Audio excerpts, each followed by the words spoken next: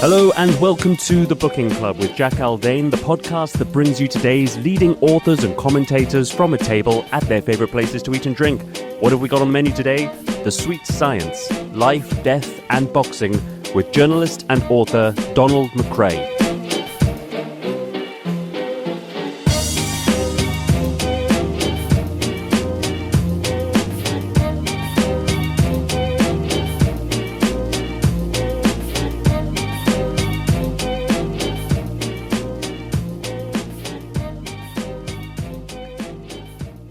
There's a whiff of spring in the air this evening. There is. And I'm delighted, as a result, to be sat by an author who you just heard there, Donald McRae, a writer whose reports, Ringside, I've been following for many years now when it comes to major events, from the trilogy fights of Deontay Wilder and Tyson Fury to the more recent fights between Tyson Fury and Oleksandr Usyk. Thank you very much for joining me on the Booking Club. Thanks for having me on, Jack. It's good to be here. Tell me a little bit about why you chose this place.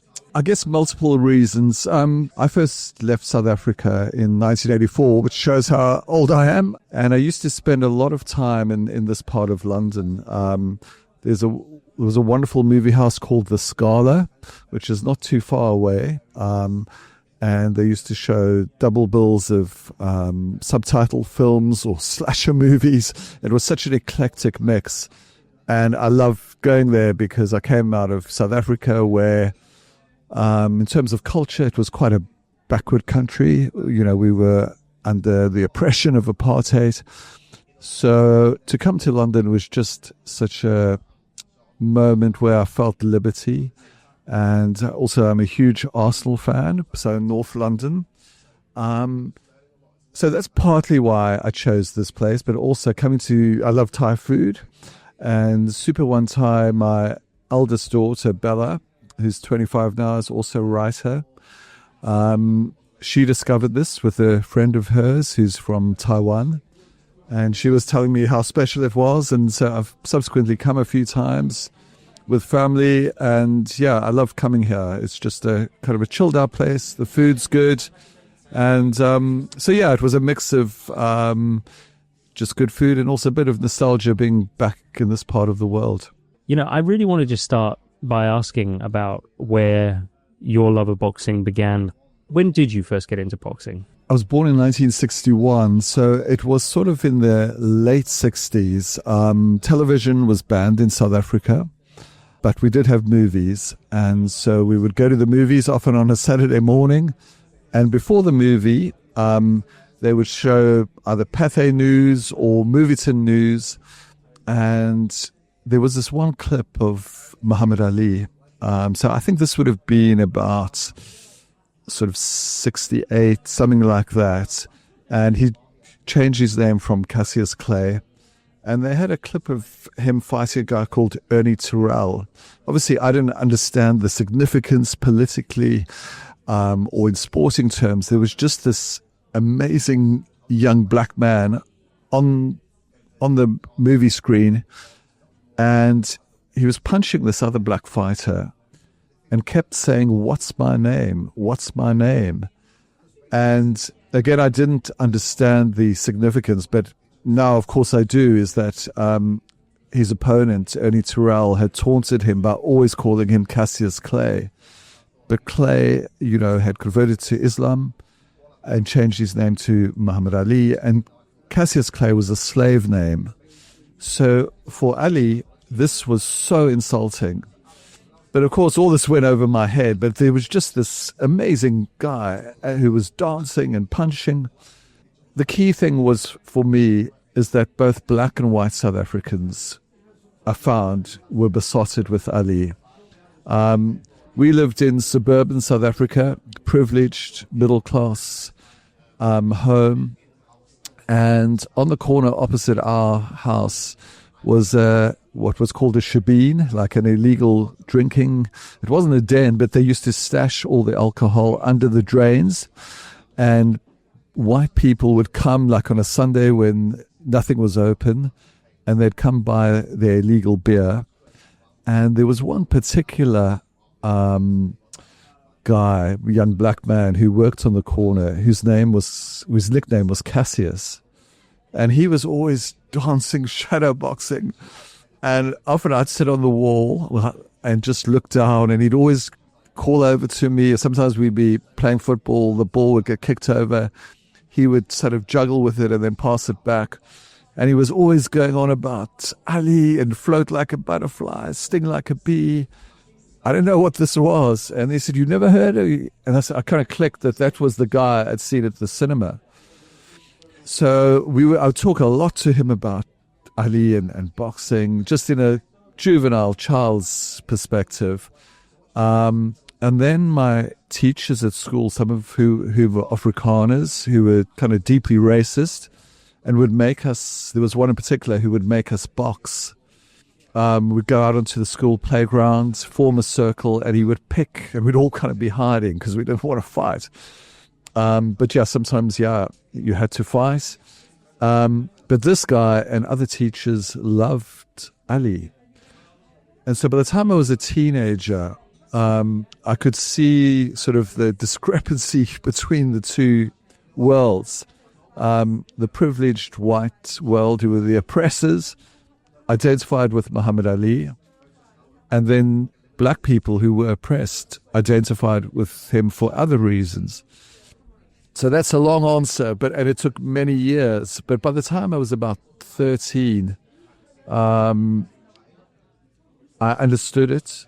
And Ali came to fight George Foreman in what was called Zaire, which is now the Democratic Republic of Congo.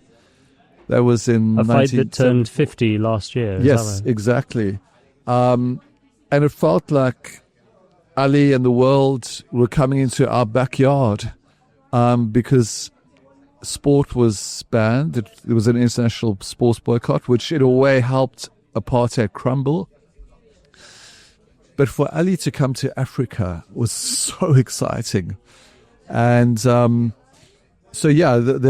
fascination with boxing intensified. And there were other moments before then too, which I can talk about, but I don't want to go these lengthy answers. Yeah. No, it's a great slice of your life and just how all of these things, boxing, racial apartheid, the geography simply in which you grew up, all coalesce. I mean, lots of people become fans of boxing for all sorts of reasons. You said earlier that you might well ask me where my love of boxing comes from, and it's not an easy thing to answer because it happened for me relatively late compared to many who grew up with the sport. I didn't. In fact, I remember the first time a boxer was mentioned in the home, so to speak, was actually a home of a friend where his mother came out from the kitchen one day, and this was in 1997, I believe. And she announced simply that she'd just heard on the news that a man had just bitten another man's ear off. Yeah, Mike Tyson, Evander Holyfield. And that was my first introduction to boxing. Yeah, I think it was 97, yeah. And the subtext to that boxing was a dirty sport, you should never go near it. It did the opposite by the sounds of things. Yeah, exactly. Now, a lot of people listening to this who don't follow boxing will be thinking, why does it matter? Why does boxing matter today? You've spoken, and it's in the promotion to this episode, about various problems in boxing, from positive dope tests, gangsterism, and also the encroachment on the sport of influencer figures that have taken away some credibility in the eyes of many from the sport. So reasons to love boxing, and then reasons why you've felt the love wane at times in your career. Yeah. I think boxing is a sport that can have an enormous social impact. If you go back to someone like Joe Lewis in the 30s, I wrote a book about Joe Lewis and Jesse Owens. They were the first famous black sportsmen in the US. And Joe, with boxing, opened up people's eyes. And then years later, Ali did that in much more militant and impactful ways. Boxing has this capacity to engender change. And Oleksandr Usyk is someone who is one of the few boxers today who has that political resonance. And when he fights, boxing becomes something more than just this barbaric, not even sport, this business where people are hurting each other. It takes on a magnitude and a meaning that few other sports can match. But also boxing has this elemental, existential capacity to it. And if we take the cover of this book, The Last Bell, Amanda Kelly is an amazing painter. And I didn't know what I wanted for the cover, because this book is about multiple fighters, many themes. But Amanda knew that I start the book with that fight. And she found that image where Tyson is looking unconscious, but he gets up. And in that moment, I wasn't at that fight, but I watched it at 4 a.m. at home. And I got up when he got up because I couldn't believe it. I was amazed. And all my complicated history with him gave it a deeper kind of meaning because I knew the bad side of Tyson. I knew the moving side of Tyson. And I knew the good side of Tyson because Tyson can be a charming, he is a highly intelligent person. And I like him a lot. But also sometimes I'm disdainful of his beliefs. So it's a complicated vision I have him. But I totally was willing him on in that fight, partly because he was coming back from utter darkness of being in the depths of depression where he wanted to kill himself a number of times. He was addled with drugs and drink. And he came back and he started to fight again in summer of 2018. And 6 months later, he should have been announced the new world champion. That fight was adjudged a draw, which was a scandal, even though he was knocked down twice in that fight. He won that fight. Shall we order? Yes. I'd like to order the pad thai, please. Prawns for you said. Yeah, prawns sounds good. Yeah. And I'll have the chicken pad thai, please. Thank you very much. Thank you. Yes, so having almost dismissed him and thought, I don't actually think about Tyson anymore, especially when there was this doping allegation against him, which he said he ate wild boar and that was the cause of it. I wasn't particularly bothered by him, but I got up, at 2:45 in the morning to watch that fight. I paid for it. And whilst it was happening, I was totally caught up in it. And it was a moment where, as I said, I love Arsenal. I love all sports. And sport has a capacity to make you jump out of your seat. When a goal is scored or when an athlete does an amazing thing. But there's nothing like boxing because boxing is life and death. And that moment was one of the iconic moments. And so I just knew I had to do the book. And also my sister had died just 2 months before. And the last time I saw Heather, my sister, who was a huge influence on me, even though my nickname as a boy for her was Small because she was short. And Heather helped me understand the iniquities of apartheid. Heather was the person I said, I'm going to be a writer when I was 8, 9 years old. Heather was the first person I said, I'm leaving this fucking country. I can't stand it, when I was working in Soweto. And Heather backed me. And then when Heather died after a long illness in September 2018, it kind of shook me, obviously. She was my big sister. But the last time I saw her was in hospital the day after Tyson's comeback fight. And I said, I'm thinking about doing this book. And although Heather didn't like boxing, she knew my books and she knew I sort of loved boxing and hated it. And I could do sometimes good work about it. And she said, yes, I think you should do this.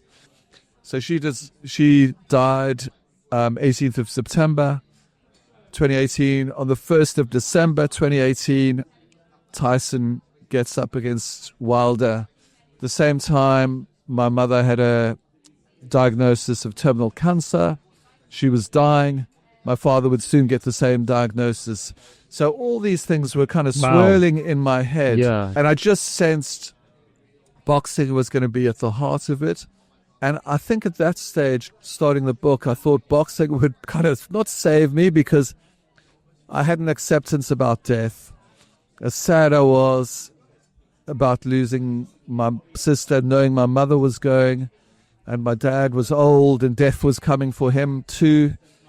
I just kind of, I wasn't howling. I was just deep down sad. And I thought maybe boxing would ease that sadness. And I have a wonderful family, who I lived with, wife and kids. And they kind of were so used to me talking about boxing. And I think I just knew I had to start this book, and so that's how it started. It really encompasses everything, doesn't it? We're talking a week after what was billed and what has been said to be one of the best cards in history, the last crescendo. I mean, I'd love to talk to you about that just in general, but there was a withdrawal of the British champion Daniel Dubois from what was a keystone fight in that card, the fight that arguably many, if not most people tuning in from abroad were there to see, replaced with Congolese fighter Martin Piccoli. Didn't last very long, wasn't very fit, visibly unfit, in fact. Things like this is what really disappoints, isn't it? With boxing, because there's always such hype, and oh my God, this is going to... You tell people who don't normally follow boxing, you have to watch this Saturday night. It's going to be incredible. I see this to all my friends, and yet they're like... I know, because often it's a dumb squib, or, the guy gets hurt, or the decision is dodgy. So as a boxing fan, you have to get used to disillusion. It's going to be your colleague all the time. Disappointment, dejection, disillusion. So I'm used to that as a boxing fan. This book, there were other things that kind of tainted my love of boxing. Before I get on to some of the main themes of the book, as the subtitle says, this is about life, death, and boxing. Beyond death in my own family, it's also about death in boxing. And in 2019, so just the year after I start this book, in the space of 4 months, 5 fighters lost their lives. Now, most years in boxing, 1 or 2 professional fighters will die, which is tragic, but this is the nature of this, whatever you want to call it, business that I say I love. Right, to be clear, they lost their lives in the ring. Well, that's what people say, but they lose their lives perhaps that night, or perhaps 8 days after a fight. But being active in the sport, not passing away from natural causes. These were after fights. They either lost their lives within hours of the fight or within days of the fight. Wow, 5 boxers. 5 boxers. So whilst I'm coming back to boxing to say this is going to be my salvation, whilst I'm dealing with death in my own family, it's going to sustain me, suddenly the harsh reality of boxing is in my face.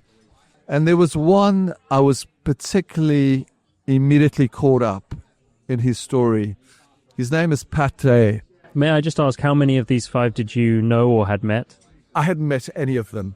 I have, there have been cases when I've known fighters who've lost their lives or have ended up in a coma. But these 5 fighters, Pat was the one name I was familiar with. He was a fighter sort of close to the top 10 in his welterweight division. But I didn't know a lot about him. But after he died, which was sort of 8 days after his fight against a guy called Charles Conwell, social media kind of went, I don't know what the word is, but went not into meltdown, but amongst boxing fans, there was... So when Prograis died, which was about 8 days after his fight against Charles Conwell, social media went into... Well, boxing social media went into mourning. And I started to learn more about Pat. He wasn't a typical fighter. He didn't need to fight. And the more I sort of learnt about him, the more kind of, I guess, fascinated I was. Why did Prograis fight? His father was a doctor. His mother worked for the United Nations in New York. Pat was college educated. A middle-class black kid from Long Island. Why did Prograis fight? I wanted to find out this. And so that became an important sort of subtext of the main themes of the book. It's a rare background for a boxer to have, no? Because most boxers have no choice. They have to fight because they have no education or they've been abused. And Pat did have a choice. And that became an important part of this book. And I also wanted to give a platform to Pat's family because, as I said, social media went into mourning for a few days, but it moved on. People a year later, a few people say, "Oh God, it's a year since Pat Day died," and then there'd be another, "Oh God, what an amazing person he was," but I couldn't get him out of my head, Pat Day, and so it was important for me to learn about Pat, to speak to his family, and so what happened to Pat Day is always kind of in the background of what is happening in the last bell. Well, from Pat Day to Pad Thai, we have the two plates here. Yours chicken, mine prawn. Enjoy.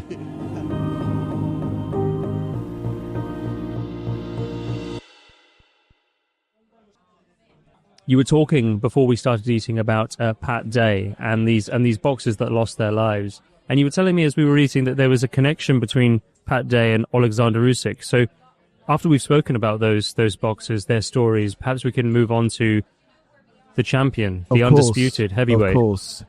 Yeah, that bill was in Chicago in October 2019. And Pat was on the undercard. And the headline bout was Dimitri Bivol. And then the bout before Bivol was Usyk making his heavyweight debut, I think against Chaz Witherspoon. And I wasn't in Chicago, but I was following what was going to happen with Usyk, because obviously fantastic cruiserweight, undisputed, Olympic gold medalist, as an amateur, stupendous. So, but I was maybe not dubious, but I was thinking, how is he going to fight some of these monsters who are 6'9"? But I shouldn't have doubted him, should I? Because he's got the intelligence, the agility, the skill that he soon came to dominate heavyweight boxing. That's right. I mean, he moved up to heavyweight from cruiserweight, having defeated Tony Bellew in 2018 in a spectacular fight in Manchester. One of my favorite Usyk fights to date. I'll say why, in fact. I think for that fight in particular, you notice that there's a point at which the fight turns in Usyk's favor. It's really hard, no matter how many times you watch that fight, to detect the moment that happens. But it goes to show how slick an operator Usyk is, that without his opponents knowing, he's starting to turn the tables. And they're not quite sure it's happening, and the commentators still think the other guy's winning. I mean, everyone, for very obvious reasons, it was Tony Bellew's last fight, believed that Tony Bellew was ahead. But Usyk had his number the whole time, and it only becomes apparent at the very end. Anyway, we're talking about now the man who sits at the top of the tree. He is one of the few fighters to have moved up from cruiserweight to heavyweight to dominate. The first fight I ever saw him in was his first fight with Anthony Joshua in 2021, 6 months before the war in Ukraine. And it's fair to say that since then, at least in boxing, if not on the world stage, sadly, he has embodied an historic figure for what he represents. And of course, you've met him many times. Tell me more about the man up close. I've got to know him a lot since he became heavyweight. I actually didn't interview him as a cruiserweight. And he said to me soon after the Ukraine war started, he said, "Oh, it's a pity you didn't know me before this war began," because he said, "I'm a funny guy," which I knew he was. I'd seen all the sort of videos he made in the gym dancing. And he sort of said the war had taken the laughter out of him and the joy out of him. But he is actually still a funny man and warm. And I love him. You know, I think he's an incredible boxer. And such a good person. And as we said earlier, I think he personifies all that is good about boxing. It's easy for me to wax lyrical about him, again, as somebody who knows a lot less about boxing than yourself. But why do you love him so? I mean, you've met him many times, of course, and that gives you a much greater insight into his personality. But as a boxer, what makes him special? When you look at the history of champions. Yeah, I think you sort of captured it when you sort of said the intelligence of him is such that he's sort of a bit like a chess grandmaster. He's mapping the fight out in his head as it's happening, and we don't see what he sees. So there's some almost kind of mystical ability to his boxing aptitude. He is a born fighter. So is Tyson Fury. He is a man born to fight. Even though that's a cliche, they're quite alike in that way. And Tyson's highly intelligent, both as a boxer and as a man, which people wouldn't think. But Usyk just has this something else that distinguishes him. And I don't go into that whole thing, oh, how would he do against Muhammad Ali, all that kind of thing. I don't think you can compare it. I don't think he is in that pantheon because the level of opponents have not been the level that someone like Ali fought. In that respect, then, do you think that when boxing fans talk about greatness, their tendency is to compare generations because people want an ultimate answer, don't they? They want all of the averages averaged out until you get the number one. I tend to agree with you that there is no point in having that conversation for a whole host of reasons. Do you think, in other words, we should only really talk about the greatest of a generation and leave all the intergenerational comparisons? I think so. I mean, it's fun to do, and I do it as well. But I just sort of kind of set it to one side, and I just know boxing and life was so different when someone like Ali and Joe Louis in the 30s. It's fun to say, oh, who are the top 10 heavyweights of all time, and does Usyk deserve to be in the top 10?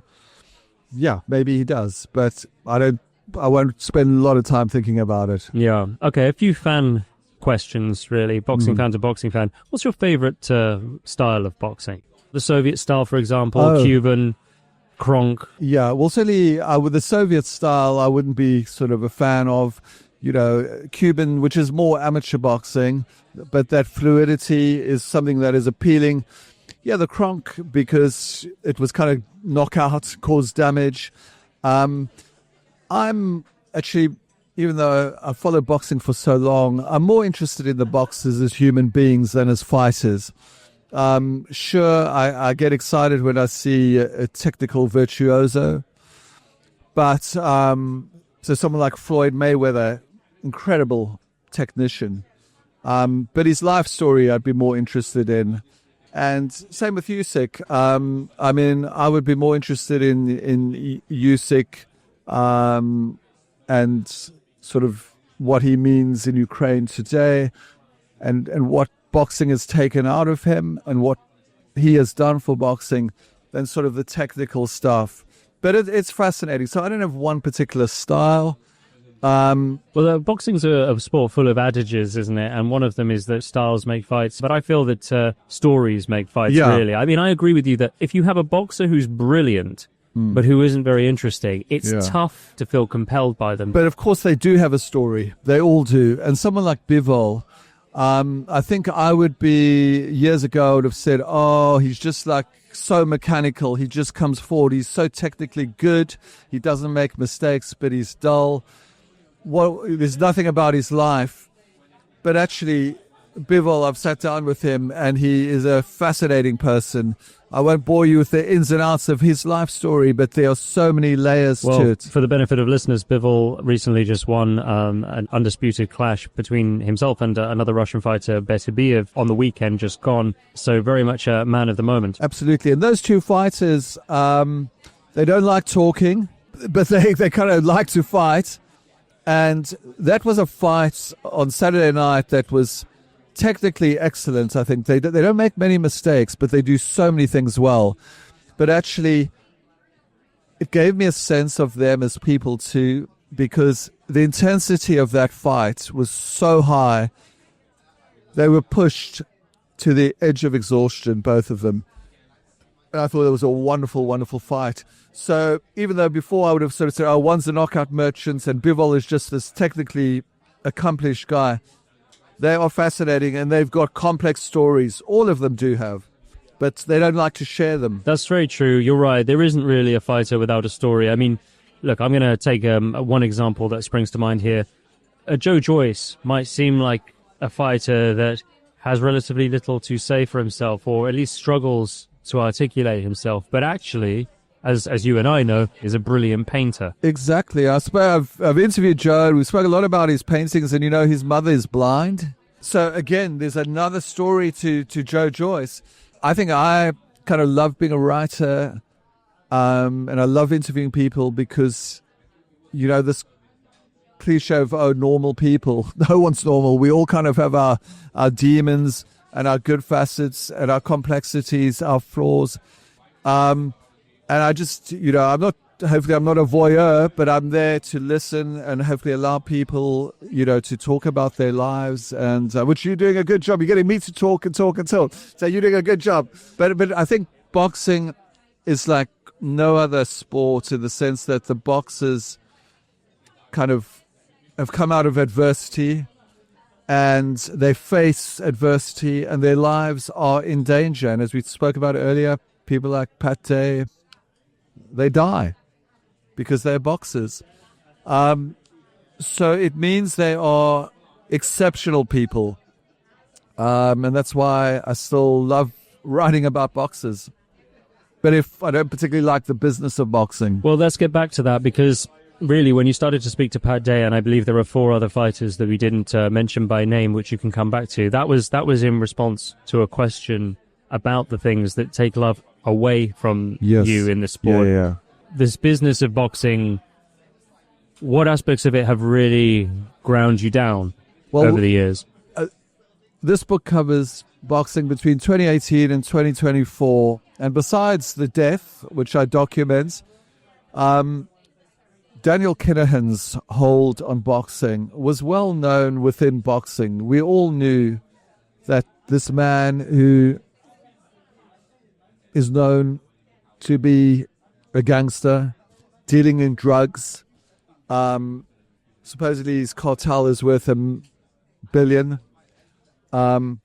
So many fighters, including Tyson, were helped by Kinahan. Kinahan would set up deals, and Kinahan until about I forget the exact year, 2021, I think, maybe 2022, I think, he was in charge of boxing, which didn't sit well with me at all. And he might still be involved in boxing for all we know. So that was so many, fighters would come out and endorse, Daniel, it's just a media thing. It's all, jealousy. He's a good guy. And yet, I think once the FBI got involved and made him almost one of their public enemy number 1 or 2, and spoke about the kind of dealings he's involved in, suddenly there was silence.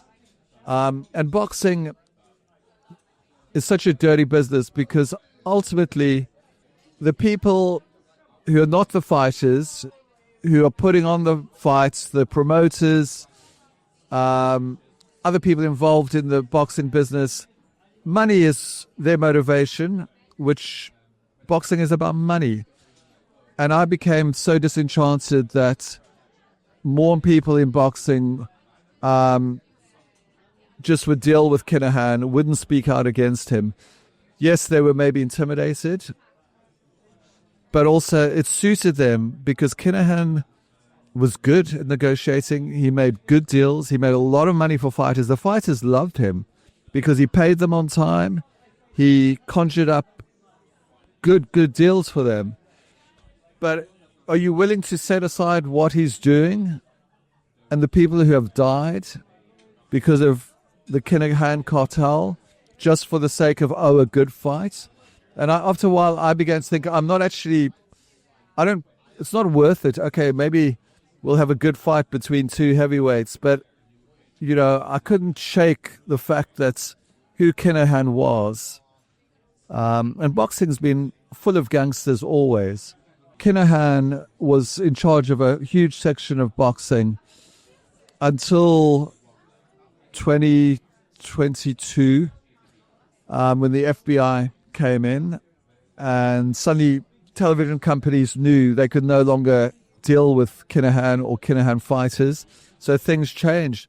Now the Saudis came in, and for me it's the same thing. Yes, boxing in terms of amazing fights has perhaps been better the last 18 months than it's been for decades, because the Saudis have the money to make big fights happen.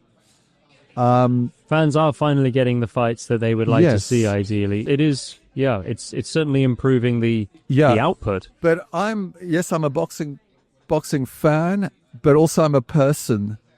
And I come from South Africa, from apartheid. where injustice and death shaped that country and tore it apart. So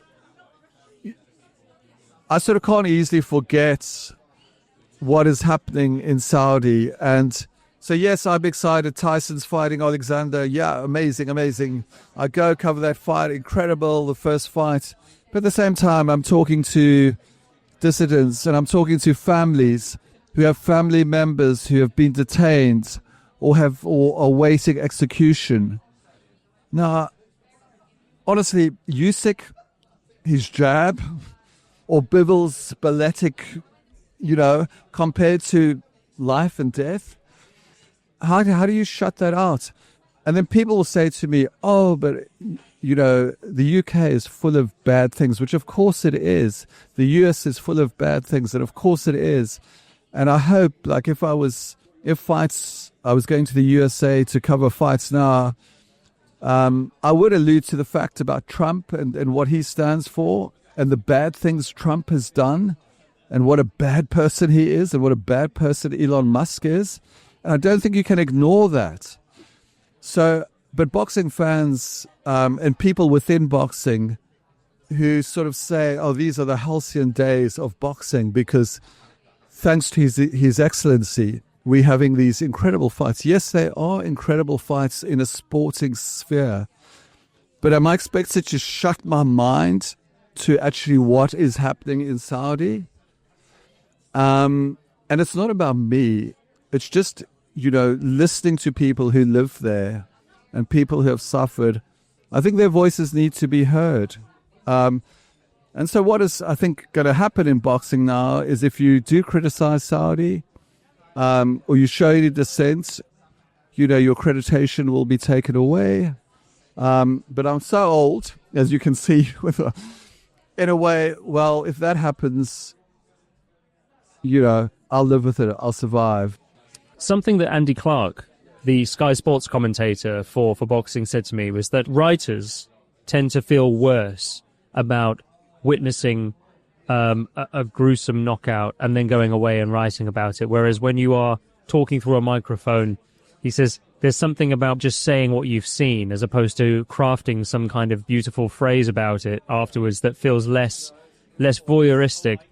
You say you find it hard to take your mind away from life and death within boxing and the bigger picture. Do you ever feel pangs of guilt? Absolutely. There was a fantastic boxing writer called Hugh McIlvanney, who's perhaps the greatest boxing writer perhaps ever.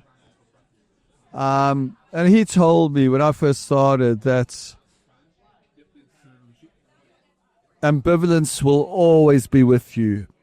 If you got an ounce of compassion in you, you would have to be insane not to be ambivalent about boxing, because boxing is about doing damage. Boxing causes death. So how can you see it as entertainment? And I do. I'm guilty of, Katie Taylor against Amanda Serrano, Madison Square Gardens, the greatest women's fight there's ever been, and one of the greatest fights I've ever seen live. I was standing up for the last 2 minutes. It was so captivating. Oleksandr against Tyson, that first fight, I was lost. I wasn't thinking about injustice in Saudi for those 45 minutes. Of course not. I'm swept away by boxing. But it's always this ambivalence. So yes, I feel guilty. And when I worked on Dark Trade in the 1990s, I was close to a boxer called Michael Watson, who Chris Eubank Jr. fought. Michael ended up in a coma. I'd followed these two fighters before their two fights, which happened within months of each other, to see what happened to Michael Watson. I actually didn't even feel ambivalent. I thought, I've got to give this up. I cannot watch this. When I saw that awful punch, I thought that might be it for me. I might not be able to enjoy boxing again. It was just horrible. But you discover, as a boxing fan, don't you, that you just can't let go. I guess I'm so old and I've seen so much darkness. It's not that I'm reconciled to it, because death continues to happen. And this month, A fighter called John Cooney lost his life. I didn't know him, but of course I paused because not only out of respect to him and his family, but also to think, why am I continuing to follow this business? So no, I never get used to it, but I think it's also important not to forget about it. And I know sometimes people have said, oh, you always focus on the negative in boxing. But I think it's important to underline the fact that people do get maimed and people do die. But who am I to tell boxers they have to give up? Your relationship to boxing at this moment, if it were a person, tenuous. Yeah. If it were a person, what's the state of your relationship? Bad. I mean, I would say things, but then it would actually be so insulting to people who are abused in real life. But boxing is an abusive business, especially of the fighters. But I also feel, I don't know, I just feel disenchanted with it. So it's like an old girlfriend that you've gone back to so many times. You know she's bad for you, but you still go back because maybe this time we'll kind of sort it out. But, you know, of course, I'm a tiny little individual. Boxing's this massive business, and boxing's going to go on beautifully or with all this ugliness without me. Me leaving boxing is going to change nothing. I know that. But so boxing and I, it's always been dysfunctional.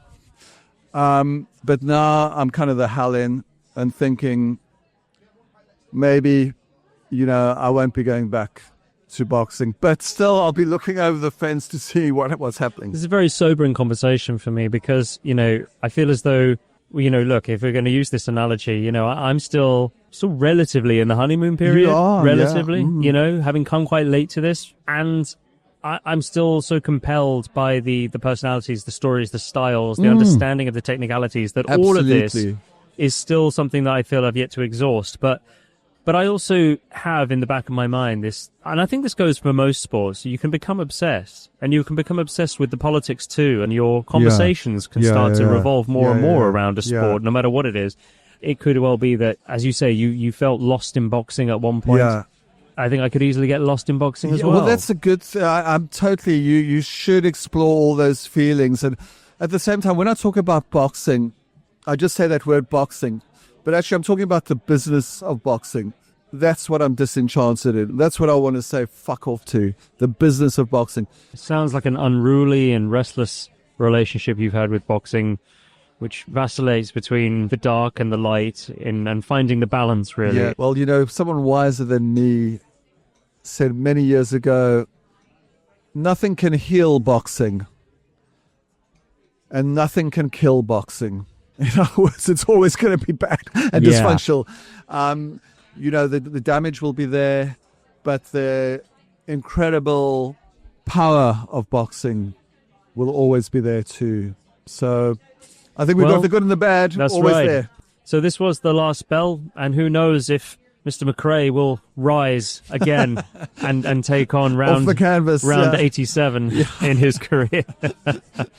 I certainly hope so. It's been a real joy to speak face to face with a writer whose work I've really depended upon to make sense of fights the day after, and whose work I hope I continue to read in the coming years. Thank you so much, Jack, and I've enjoyed talking to you. Thank you.